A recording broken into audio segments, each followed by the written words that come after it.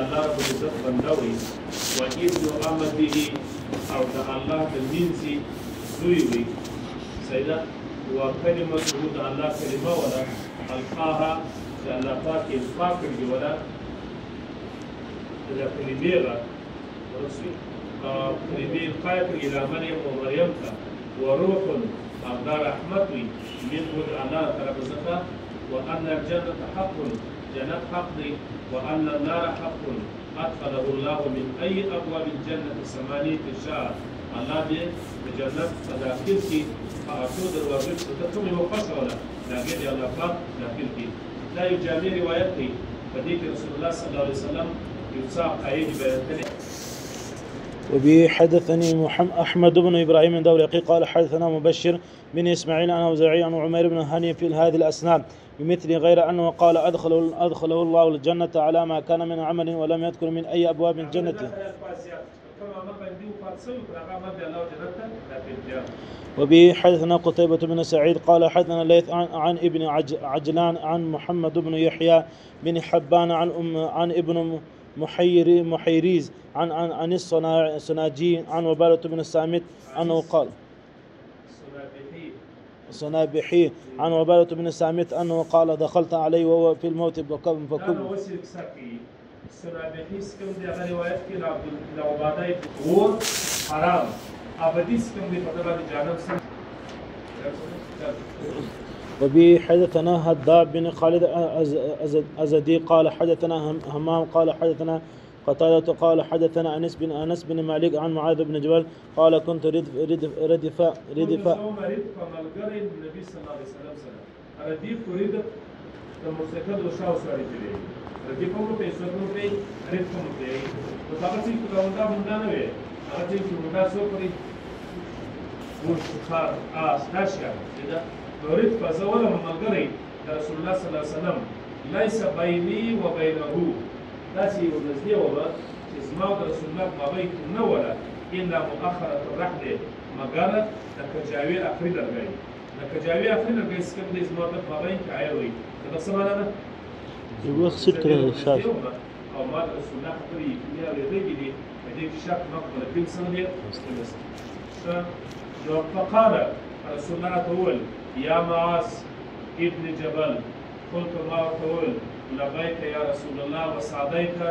قربان حزين خدمات ولدي كان لقاط جواب النبات شغله في عذاب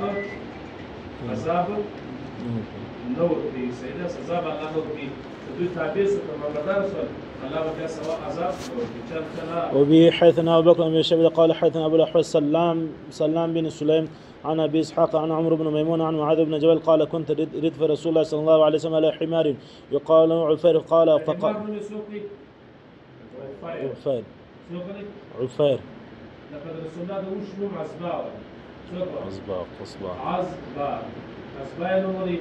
او داينو بسوقري عفير وري او رسول الله صلى الله عليه وسلم دا بلي وش نوم قصوا معلوم چې مفکر باندې لیکي چې شاجي چې څه ولیکا وفايد ولیکا اسباب ولیکا قصوا فقال يا معاذ تدري ما حق الله على العباد ما حق العباد على الله قال قلت الله ورسوله أعلم قال فإن حق الله على العباد أن يعبدوا الله ولا يشرك به شيئا وحق العباد على الله ألا يعذب من لا يشرك به قال قلت يا رسول الله أفلا أبشر الناس قال لا تبشرهم فيتكلموا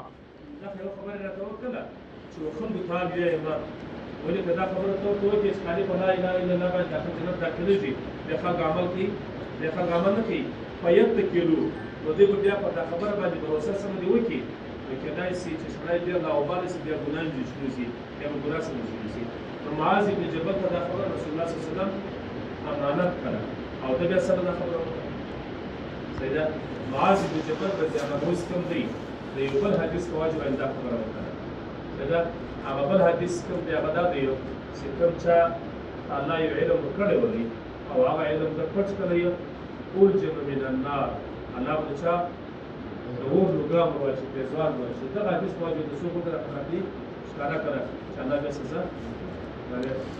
وبه حدثنا محمد بن المثنى وابن بشار قال ابن مثنى قال حدثنا محمد بن جعفر قال حدثنا شعبة عن أبي حسين والأشعث بن سليم أنهما سمع الأسود بن هلال يحدث عن معاذ بن جبل قال قال رسول الله صلى الله عليه وسلم يا معاذ أتدري ما حق الله على العباد؟ قال الله ورسوله أعلم. قال أن يعبد الله ولا يشرك به شيئا. قال أتدري ما حقهم عليه إذا فعلوا ذلك؟ قال الله ورسوله أعلم. قال ألا يعذبهم. وبه حدثنا عن القاسم بن زكريا قال حدثنا حسين عن زايدة عن أبي حسين عن أسود بن هلال قال سمعت معاذ قال دعاني رسول الله صلى الله عليه وسلم فأجبته فقال هل تدري ما حق الله عز وجل على الناس؟ نحو حديثهم. وبه حدثنا زهير بن حرب قال حدثنا